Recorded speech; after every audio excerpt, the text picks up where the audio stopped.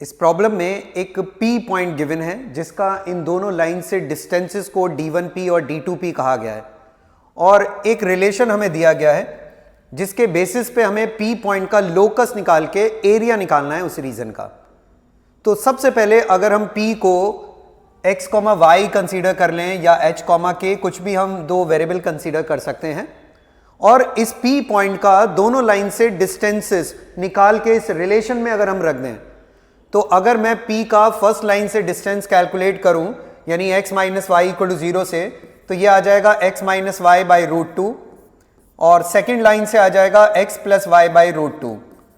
और ये जो डिस्टेंसेस का समय हमें गिवन है कि ये 2 और 4 के बीच में लाई कर रहा है। तो ये हमारे पास दोनों डिस्टेंसेस का सम आ गया। अब हमें इस रीजन को आइडेंटिफाई करना है कि ये क्या रीजन बनेगा और उस रीजन का हमें एरिया निकालना होगा। तो देखिए x और y हमें दिया हुआ है कि पॉजिटिव है, फर्स्ट क्वाड्रेंट का डिस्कशन हो रहा है, तो अगर x और y पॉजिटिव है तो यहां मॉड्यूलस की कोई जरूरत नहीं है, बस यहां पे हमें दो केसेस बनाने पड़ेंगे। तो 2 root 2 less than equal to x minus y का mod plus x plus Y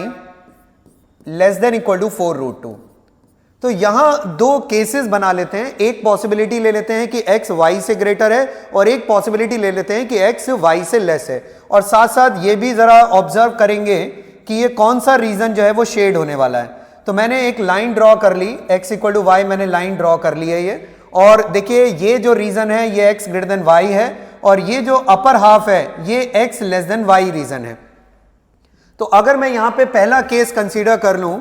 कि let x is greater than y, अगर x ग्रेटर देन y है तो मॉड्यूलस पॉजिटिवली ओपन होगा और इस सिचुएशन में y का टर्म कैंसिल हो जाएगा और आपको x की रेंज पता चल जाएगी। तो y का टर्म कैंसिल होके यहां से हमें x पता चल गया कि x रूट 2 से लेके 2 रूट 2 तक वेरी कर रहा है, यानी x रूट 2 से लेके, अगर ये पॉइंट सपोज रूट 2 है, 2 रूट 2 तक वेरी कर रहा है। तो यानी कि ये वाला जो रीजन है ये शेड होगा, ये हमें एरिया रिक्वायर्ड होगा। दूसरा केस भी साथ में डिस्कस कर लेते हैं। सेकंड पॉसिबिलिटी में मैंने कंसीडर कर लिया कि x लेस देन y है। अगर x लेस देन y है तो ये मॉड्यूलस निगेटिवली जो है वो ओपन होगा और इस केस में y minus x plus y ये 4 रूट 2 और 2 रूट 2 के बीच में लाई कर रहा है और इस बार x की वैल्यू कैंसिल होके आपको y मिल जाएगा, y लाई करेगा रूट 2 से लेके और 2 रूट 2 तक, यानी y भी रूट 2 से लेके 2 रूट 2 तक वेरी कर रहा है। तो सिमिलर टाइप की सिचुएशन बन रही है, y रूट 2 से लेके और 2 रूट 2 तक वेरी कर रहा है, यानी कि ये तो ओवरऑल मुझे एक स्क्वायर दिख रहा है